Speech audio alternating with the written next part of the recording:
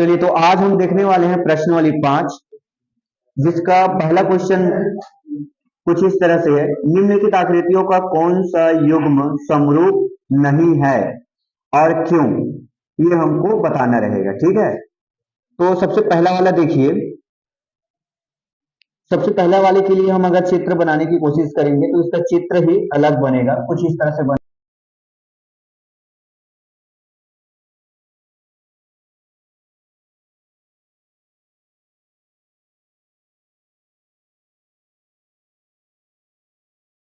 तो आपको क्या लग रहा है, ये दोनों चित्र देखने से समरूप लग रहे हैं?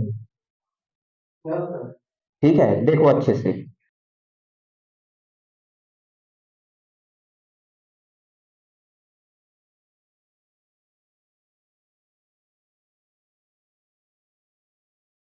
तो अब बताइए, क्या इन दोनों त्रिभुज को देख के लग रहा है कि दोनों समरूप है?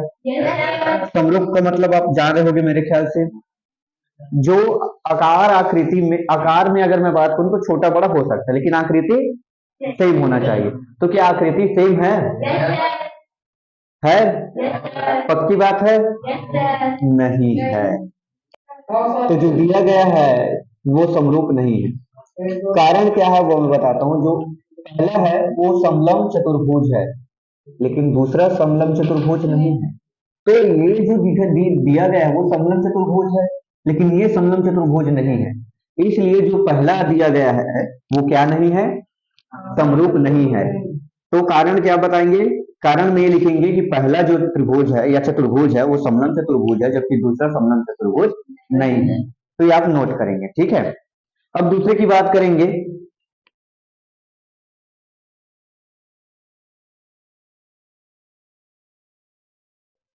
ठीक है, ऐसा ही तो है हमारे पास चित्र।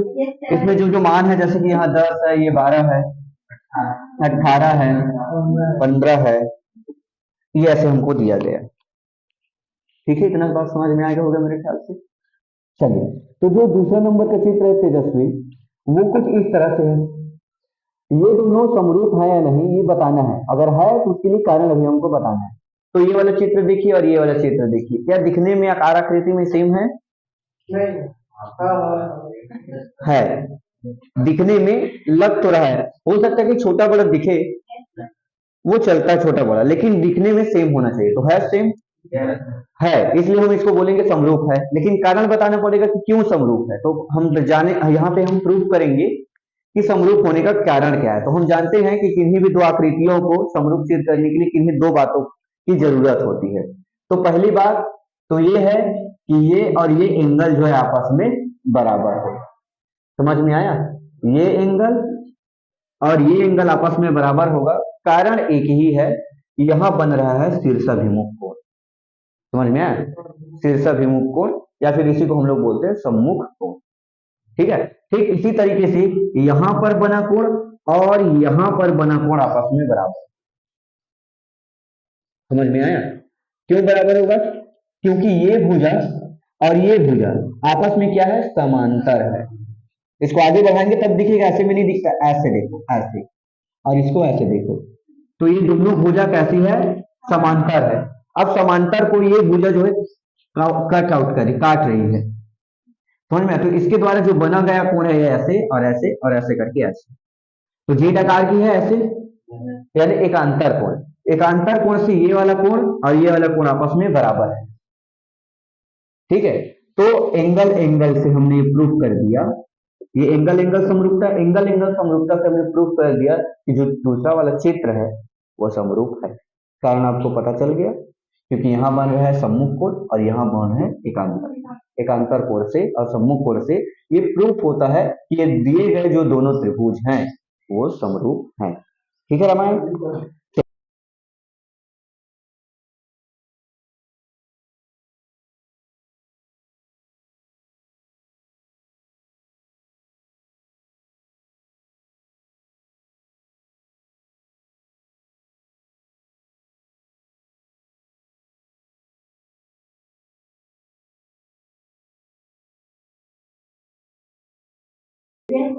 देखो, ये हमारे पास दो त्रिभुज दिए गए हैं। अब ये दोनों त्रिभुज को हमको बताना रहेगा कि समरूप है या नहीं। अगर है तो क्यों, अगर नहीं है तो क्या लगता है देखने से समरूप होगा या नहीं? है। देखने से लगता है कि समरूप है, लेकिन वास्तविकता में ये दोनों समरूप नहीं। यही तो कुछ बताना है हमको, पुस्तक में भी यही पूछा है क्यों। ठीक है, तो बुक वाले को भी नहीं पता कमल, इसलिए तो हमसे पूछ रहा है। तो हम बताते हैं चलो कि क्यों नहीं है ये। अब इस चित्र को अगर मैं घुमाने की कोशिश करता हूँ, इसी के जैसे बनाने की कोशिश करता हूँ, तो थोड़ा इसके लिए मुझे नामकरण करने देना चाहिए। तो चलिए, ये है ए, ये है बी और ये है सी। इसका नाम रख देते हैं। ठीक है, ये देखो सी है, तो यहां मैं कर देता हूं, ये पी है, ये क्यू है और ये टी है। अरे सी बोलो, आर होगा, आर कर लेते हैं। अब मैंने इस तरह से जमाने की कोशिश किया है, जैसे कि देखो यहाँ पे कोण दिया गया है, तो यहाँ पर भी कोण दिया गया है, इसलिए इसको ए, इसको पी लिया है।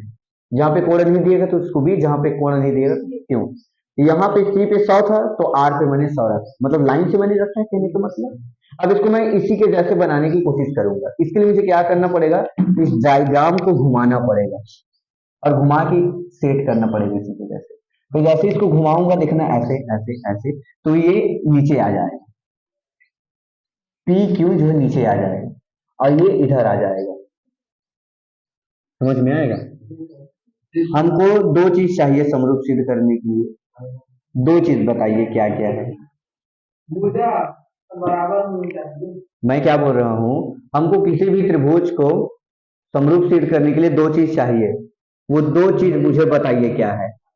पहला तो ये 100 और 100 है, दूसरा क्या है? नहीं, वो बराबर है कहाँ? कौन बोला है बराबर है करके? इसमें एक ही कोण दिया है कमल, इसलिए हम बोलेंगे कमल दिया गया जो त्रिभुज है वो समरूप नहीं है, क्योंकि एक ही जानकारी यहाँ पे दिया गया है। दूसरा कहाँ से लाएंगे? दूसरा प्रूफ करने के लिए हमारे पास कोई भी प्रूफ करने के लिए जगह ही नहीं दिया, सबूत ही नहीं हमारे पास, तो प्रूफ कैसे करेंगे? ठीक है, हमको सिर्फ एक ही दिया गया है रामायण, ये 100 और 100, और उसके अलावा आप ढूंढ के बता दो तो नहीं दिया गया है दूसरा कोण। आपको लग रहा होगा कि ये वाला सब बराबर होगा, तो ऐसा नहीं है। इसका मतलब ये नहीं कि ये और ये आपस में बराबर होगा, ऐसा लिखा रहता है तब हम बोलेंगे कि हाँ बराबर है। समझ में आ गया? तो हमारे पास एक ही चीज था, दूसरा चीज नहीं था, तो इसलिए प्रूफ नहीं हो पाते कि ये दोनों जो त्रिभुज है वो समरूप हैं। ठीक है भारत? तो अब इसका देखेंगे दूसरा नंबर का क्वेश्चन, जहां पे लिखा हुआ है मेगा ने दो समरूप पतंगे बनाई, बड़ी पतंग का विकर्ण छोटी पतंग के विकर्ण का 1.5 गुना है। तब आपको दो चीज ज्ञात करना रहेगा, पहला स्केल गुणक क्या होगा, दूसरा चीज ज्ञात करना होगा बड़ी पतंग के विकर्णों की माप ज्ञात कीजिए। यदि BD बराबर दिया गया 40 सेंटीमीटर और AC बराबर दिया गया है 68 सेंटीमीटर, तब हमको यहाँ से क्या ज्ञात करना रहेगा, बड़ी पतंग की विकर्ण क्या होंगे।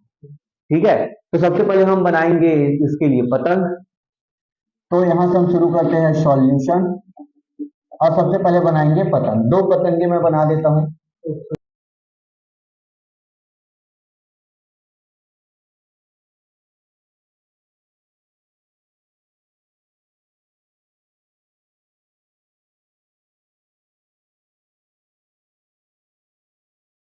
चलिए, ये हो जाएगा A, ये हो जाएगा आपके लिए B, अरे ये C है, ये D है, ये B है, ऐसे। ठीक है, इसका तो नाम दिया नहीं है, खैर तो नाम हमको देना पड़ेगा, नहीं दिया तो दे देते हैं क्या इसका नाम, आगे मैं दे दूंगा, भी रहने दे। चलिए, तो आगे बढ़ेंगे हम लोग। अब यहाँ पे जो दिया गया उसका मैं मान रखूंगा। देखिए, BD का मान कितना हमारे लिए, BD का मान दिया गया 40 सेंटीमीटर। वैसे ही अगर मैं बात करूं AC का मान दिया गया हमको 68 हाँ सेंटीमीटर, इतना हमको मान पहले से दे दिया गया। पहला क्वेश्चन पूछा गया है इसमें कि भैया इसका पहला स्केल गुणक कितना है, तो स्केल गुणक इसका होगा 1.5, जो दिया गया है 1.5, यही क्या है, स्केल गुणक है। समझ में आ गया? अब हमसे दूसरा पूछा गया है कि बड़ी पतंग की विकर्णों की माप बताइए, तो बड़ी पतंग के विकर्णों को माप बताना है। विकर्ण यहाँ दो है, मैं आपको पहले बात बता रहा हूँ, विकर्ण एक है AC और एक है BD। समझ में आया? तो यहाँ भी दो विकर्ण है, एक ये रहेगा और एक ये रहेगा।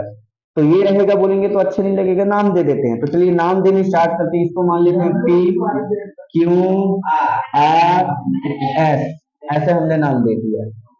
समझ में आ गया? अब हमको क्या करना रहेगा, इसका विकर्ण ज्ञात करना रहेगा।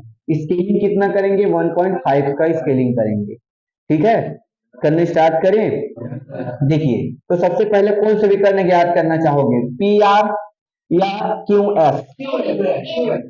क्यू एस ज्ञात करें। चलिए, तो बड़ी पतंगे के विकर्ण लिखेंगे यहाँ पे, दूसरा में बड़ी पतंग का विकर्ण, बड़ी पतंग का विकर्ण बराबर करके लिखेंगे, कितना है, कितना देंगे, क्यू एस। तो लिखेंगे क्यू एस, ये बनाना रहेगा। क्यू एस के लिए हम क्या करेंगे, इसी के जैसे यहाँ पे बीडी है, तो लिखेंगे बीडी, क्या लिखेंगे, बीडी, बी डी इंटू करके लिखेंगे कितना, 1.5 स्केल कर रहे हैं। तो यहां से हो जाएगा Q S is equal to BD का मान कितना है 40, गुणा करेंगे 1.5 के साथ, कर लीजिए कितना होगा, Q S is equal to कितना हो जाएगा, कोई बता सकता है क्या मुझे, 60 होगा। कितना हो जाएगा, 60 हो जाएगा। तो हम लिखेंगे 60 सेंटीमीटर। अरे इसका 1.5 का 40 के साथ मल्टीप्लाई करेंगे तो कितना आता है, 60 आएगा, तो 60 सेंटीमीटर होगा। ठीक है, इसका जो बीडी का जो मान था वो 40 है, तो इसका कितना है, 60 हो गया। क्लियर हो गया इतना। चलिए आगे बढ़ेंगे। इसी तरह के एक और विकर्ण है जिसको हम बोले हैं पी आर। तो पी आर विकर्ण बराबर हम क्या लिखेंगे, ए सी इंटू 1.5। एसी का जो मान है वो 680 है, यानी 68 है, इंटू यहाँ लिखेंगे 1.5। चलिए मल्टीप्लाई करिए, कितना हो जाएगा, कितना हो जाएगा, हम क्या करेंगे देखना, अरे समझ में नहीं आता है इसका गुणा करना तो दो बार मत करना, सीधा सीधा 15 का ही पहाड़ा पढ़ सकते हो आप, बाद में दशमलव देख लेंगे, तो सीधा इसको 15 समझ लीजिए। 15 होता है 120, 120 के लिए सिर्फ 0 लिखेंगे तो हमारा हासिल चला जाएगा 12।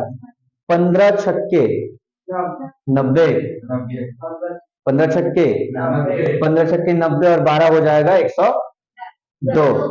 102 का 102 हमने लिख दिया।